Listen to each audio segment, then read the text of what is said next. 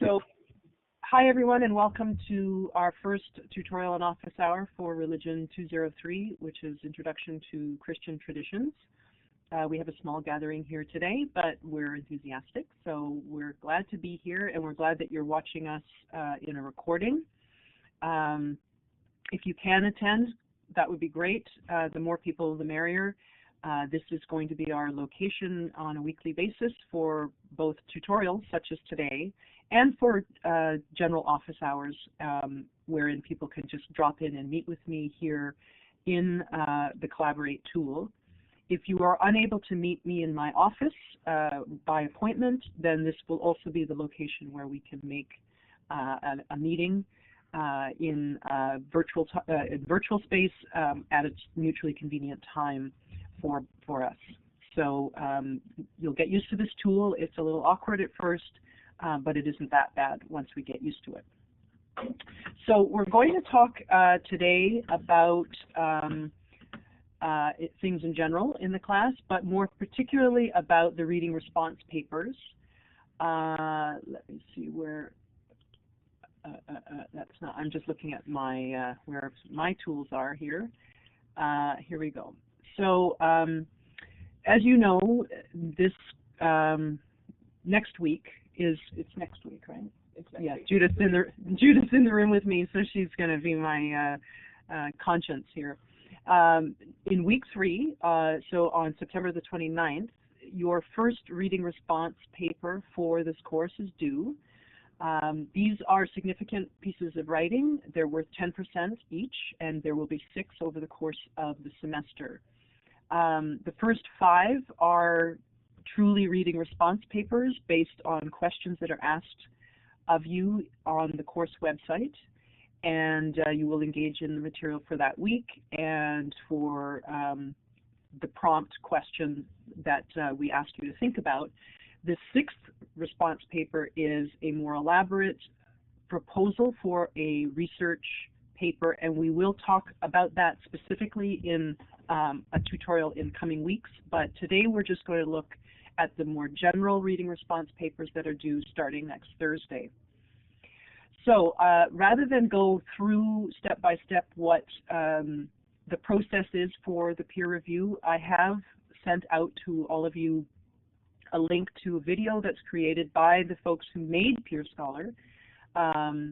And if you haven't seen it via your email or the announcement page, you can link to it at the Reading Response tab on the course website, and it will provide you a step-by-step walk through PeerScholar, which is this wonderful tool that will permit you to submit your paper and to respond anonymously to papers by a few of your colleagues, and then to receive their feedback, their anonymous feedback on your paper, and that can inform your revisions before you submit your final paper next Sunday, on the Sunday evening after, which I think is the 2nd of October.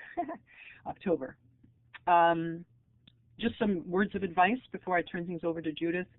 Be sure to read the prompts in PeerScholar. So that means you have to save your work as you move through the process. Make sure you read the instructions carefully before you engage.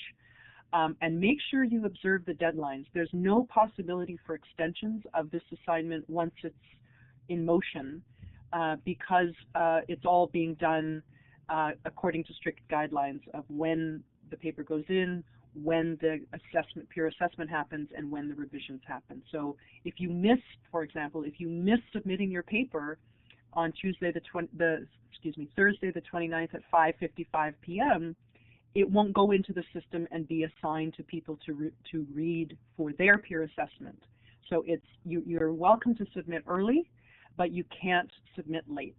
It's vitally important that you keep those deadlines in mind. So Thursday at 5:55 p.m., Saturday at 5:55 p.m., and Sunday at 11:55 p.m. Those are your deadlines each week that this assignment is due. Are there any questions about that sort of technical stuff before I hand things over to Judith to talk about how to write an effective and clear reading response paper? Just opening up for our live participants. And seeing as they have no questions, I will now turn things over to Judith, who will take up a place, and I'm going to go quietly into a place where so that she can take over the video screen here and talk to you about the reading response papers using the slides that she's prepared for this tutorial. So take it away, Judith. Okay, wonderful. I think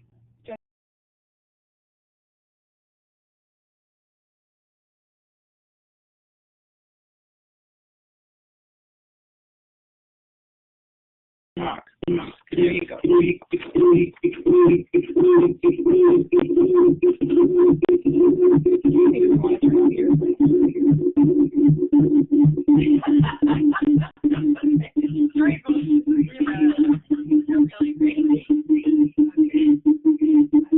could just come to your computer too, if you prefer. We were stuck in a warp. Wow. I like the idea so much of us both sitting on our computers in this room, but additionally, I guess that has its own complications. Okay, wonderful. Thanks again to your instructor for this time. This will be, I think, just a really general overview of what we were imagining the response papers would be and how most effectively to achieve that goal. Some of this is also available on your course website in the handout about your response papers. So many of the things I'll be saying here are referencing that directly. Additionally, if you want clarification or anything on what I'm saying, or if you want to have a longer conversation about any of these writing ideas, then we can maybe address that a bit later.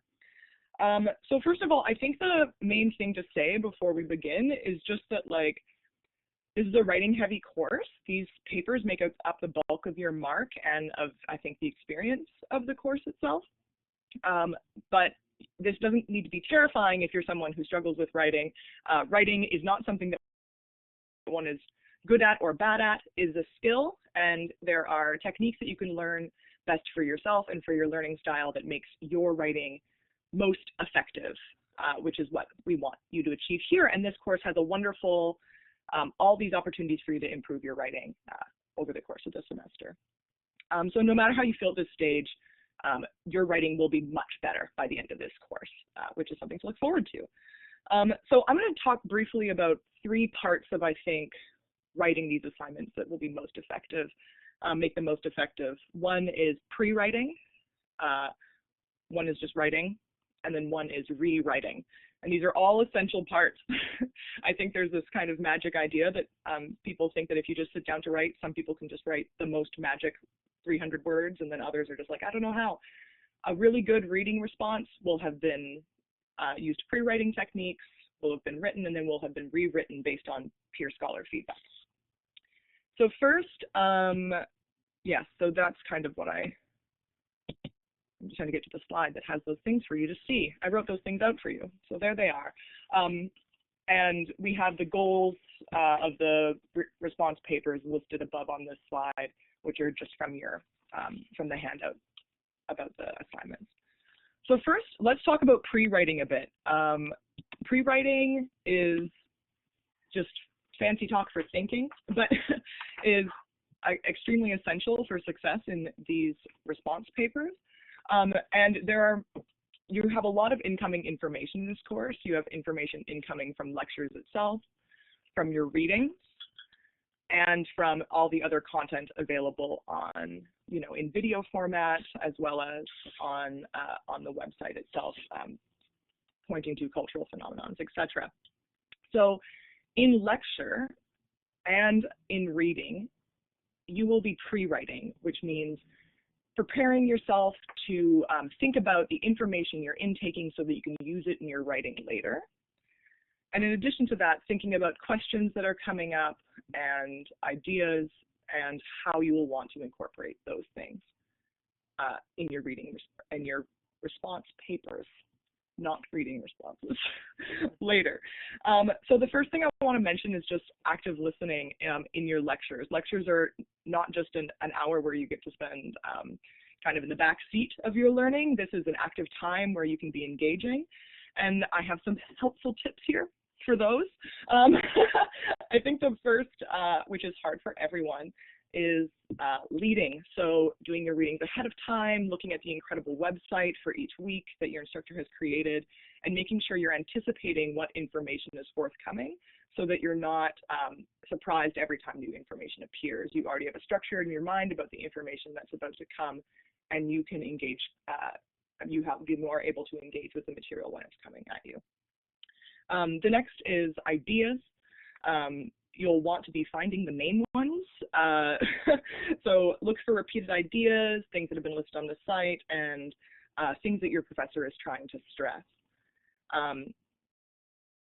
On the same kind of idea, you'll be wanting to watch for signals. Your professor will not be trying to sneak things on you. She will say when things are important and valuable. And also she'll be repeating certain things or coming back to certain ideas. This is the way you will know that those ideas are valuable. And I think this all leads to something that is somewhat challenging, which is taking your time to think about what you want to take notes about. So instead of just transcribing the entirety of the lecture, being in that moment, synthesizing what information is valuable, what information interests you, what information is part of the questions we've been asking about the course, or things that you have specific questions about. And those are important moments for note-taking. That's a place where you were doing the initial part of pre-writing. So make sure you're taking your time and not just rushing through trying to record the entirety of the lecture. Finally, you want to practice effective listening, which is part of this. So engaging with information, participating in the class. This will help with your retention for your eventual final exam. But in addition, it will help you kind of start synthesizing ideas that you'll want to be dealing with in your response papers. This process can be quite similar for your reading as well. I think reading can feel often, because you're sitting and you're still and often it's silent, that this is a passive act, but you can really assist your response paper writing process if you are pre-writing during your note-taking. So here I am on the next slide.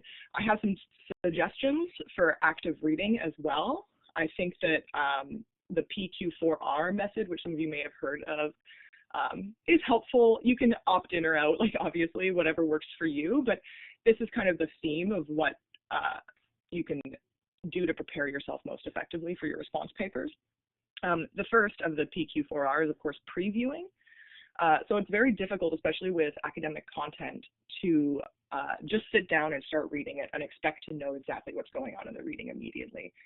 Your reading will be you'll be able to interact with the information in a lot more comprehensive ways if you preview it first, see kind of what the chapter is outlining, what has been assigned in the reading, what is the theme of the week that this part of the reading is trying to address. That will give you kind of a preview of what you should be reading for, what the main themes will be, and what kind of questions are trying to be addressed in that part of the reading. Second, you want a question, and I think this is really essential for what will eventually be part of your response papers, since you'll be prompted by questions here. Your reading will be enhanced if when you're reading, you're asking questions or writing down questions about the content and about the main themes, and then incorporating it as you read. So you can do this as soon as you've previewed a chapter, as soon as you've kind of seen what it's going to shape up to be. You can jot down some questions, or if you're not a writing learner, you can think of some questions. And then as you're reading, try to answer them for yourself. And then once you finally come to reading, you want to read the material straight through, and that will be obviously important for you making sure you get accurate details about all the different parts of the information. And then as soon as you're done reading, and in the process of reading, you can be reflecting on your questions. Consider what examples are important and how they fit into the bigger picture. You can reflect on what connections are being made between what you already know and what you're reading, and larger course themes, which will be helpful for you to fill in either in your mind or as you're taking notes alongside your readings. Reciting is the other R. It's very helpful once you have those questions to then write for yourself or however you record information for yourself for later, answers to the questions you've asked, by the end of each reading, based on this method, you will have a list of questions and answers that can guide you as you write each of your papers, and in addition, when you're studying for your final exam. So this is a way that you are engaging critically with the material, and as well as giving yourself all the best tools to start your writing. So these strategies can be adapted for whatever your learning style is, and however you feel best interacting with material. It can also be really important when you're looking at film material and other content that we'll be engaging with in this course. The main goal of engaging deeply with your pre-writing tactics is giving yourself all of the information you need to begin writing. And if you've engaged actively in lecture and then in your reading, you'll have materials prepared to begin your response papers. So pre-writing is now officially done. And you can begin writing, which I'm going to take us to the next slide for that. So just briefly, in the actions of writing, it's important to take note of what your instructor has set out as kind of not just goals for the paper, but also what signals we are looking for as your staff for what a strong paper will do. So a strong paper, and I just want to review this quickly, a strong paper will focus on assigned materials for the week. It will, so it will be engaging with the week in which it is assigned and which the question is assigned. In addition, it'll be taking the audience into account, which is not just myself and Professor Harris, but also your colleagues and your peers in the course. So your tone here matters. This is an academic piece of writing. It will discuss assigned material in a critical way and also connect to wider course themes. So even though you are addressing the assigned content for the week, it is obviously connected in a web of all the themes and goals for the course, and those are things that a response paper would be reflecting on when addressing those singular questions of the assigned week. So I think what is most important about the sitting down, the moment you start to write, you have all your materials, you've done your readings, you've been to lecture, you've asked yourself questions and have answers provided for yourself here. It's important, I think, the next step in this to outline, since 300 words is not very many at all. This is, I think, the main challenge of this. I'm going to keep looking at what's happening when I'm looking this way as I'm looking at your professor. And we are both nodding. So outlining here will be completely essential to the success of your response paper. And I have some thoughts, obviously, about what would be most effective here. So structure is one of the ways that you will be assessed, or one of the ways that academic writing is assessed in general. So making sure the structure is reflecting what you want to be communicating. And some of the tactics for making sure that you have a cohesive structure in your response paper is making sure you have a topic sentence or a main point, and then examples to illustrate your main point. So this is not an information dump. This is an exercise in you thinking through a question and answering it in part using the materials from the course. So if a question is about Paul, starting to list all the interpretations of Paul isn't helpful for your reader about why you think those are good examples of an answer to the question. So it'll be important that all the information in your response paper is referring directly to the answer you want to give, as opposed to just putting information in it that may or may not be part of the answer. All information is explained, kind of like. An example is helpful for this reason, and it'll back up your main topic in that way. Yeah, so basically, your topic sentence and your main argument is a description of the argument you want to make, and then all your examples and ideas can fit into that explanation or that argument. When it comes to using course materials effectively to answer the question in your response paper, your pre-writing will have been most essential here, but of course you'll be reflecting on the reading in those moments. one of the goals here is for you to support your main point with the material from the course, and this includes readings, lectures, and videos and other content that you've been engaging with. Accuracy in representing these things is one of the things that will make your argument most compelling. So that's one of the things you want to be making sure you're checking as you're going through. So when you're providing examples, this is one of the most active parts of your paper. The strength of your analysis really comes through in comparing the points that you think are illustrating your argument and making sure they fit. It is also one of the most active parts of the course, since you'll be moving around information in your brain that you're learning to then compile into a paper. And this is helpful both for your writing, but additionally for your eventual exam writing, since you'll have actively used and engaged with the information as opposed to just trying to put it all inside of you and then I guess it comes out in some magical way in the exam. This is an active moment for you to be engaging with all the content. And then, of course, this is just the first draft. You've done your pre-writing, you've outlined, you've thought about your main argument, you've provided examples the best you could about that illustrate your argument and your analysis, and then you've completed your writing here. I recommend, actually, I posted on here a little link. The U of T Writing Center has a great section on paragraphs, which is not the exact same as what we are doing here, but 300 words is very small, and having cohesive paragraph structure is essential here, and they have some very helpful tips. So, but that's much longer than I want to get into here because I want to have time for questions or whatever comes up. So if that's something you'd like to look at, I really recommend it. So your writing is done, and now it's gone through, you've sent it out into Peer Scholar, and it is being engaged with, and you are also engaging with other people's content on Peer Scholar.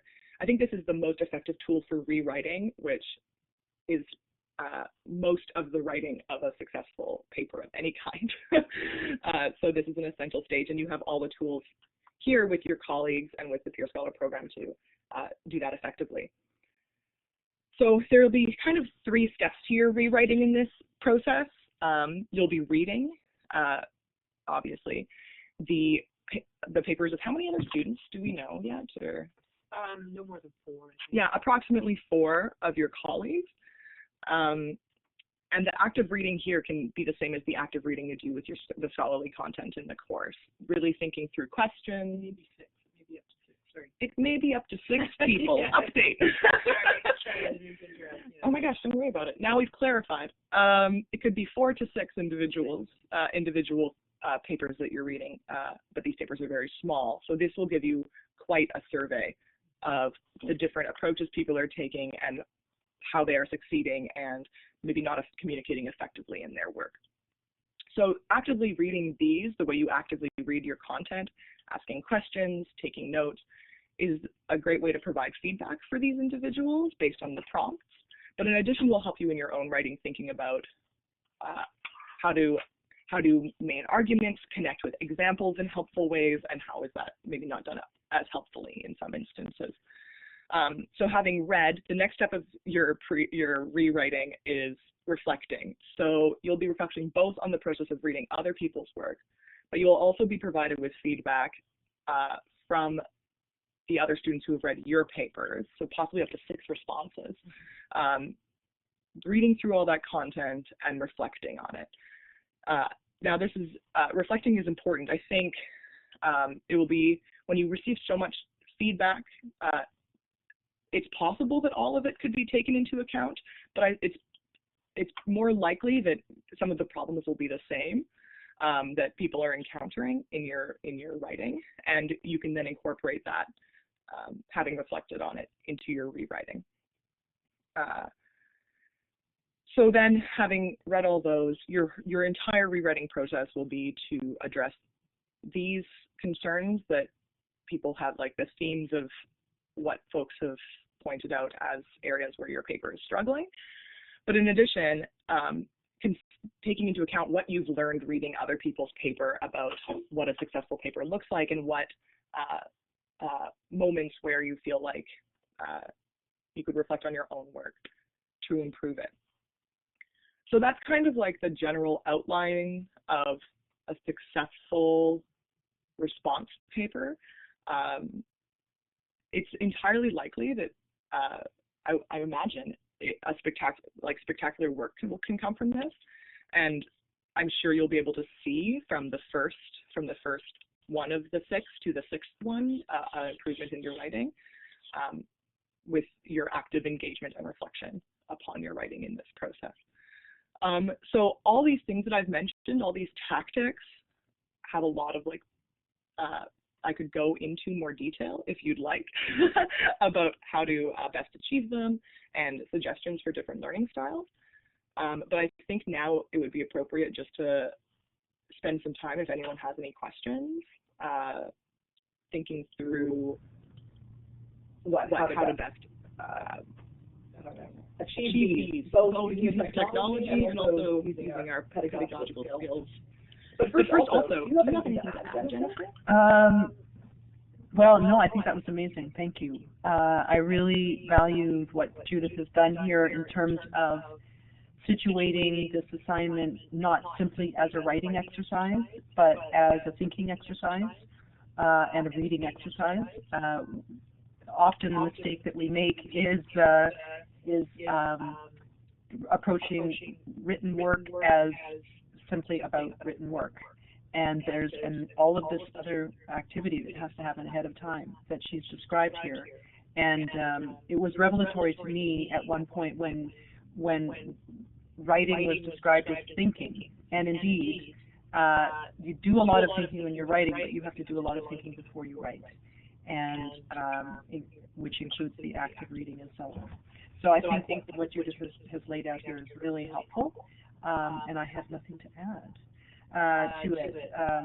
If Emily or Tony have questions, please type them in. Otherwise, oh yes, Emily, please, you raised your hand, so please turn on your audio and we'll hear your question.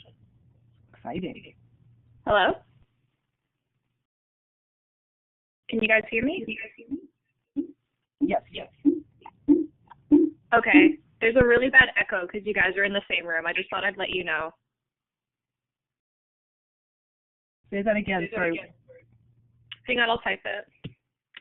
Oh, no, it's just we missed it because we were doing different sound things. A terrible mistake. Oh, yeah. See what I mean? The Collaborate tool is really, really crappy. Okay, I won't say anything.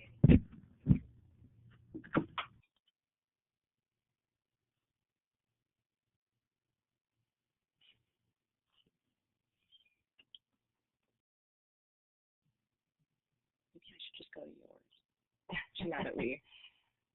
Is that all you were trying to tell us, Emily? That Simply trying to tell us that it echoes when one of us talks. Or did you? Yes. Okay. All right. Okay. I'm. So you turn off your talk. Yeah. Yeah. Okay.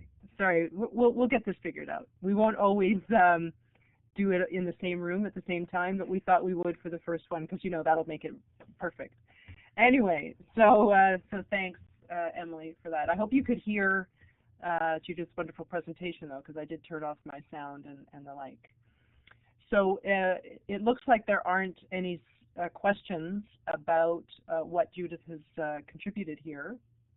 And that's fine, because I think it was brilliantly clear. And are there any questions about anything else with respect to the course at this point? Because if there are, please type them in or raise your hand. While you're thinking that through, I'll just let you know that I'm just setting up the prompt in Peer Scholar for the first assignment.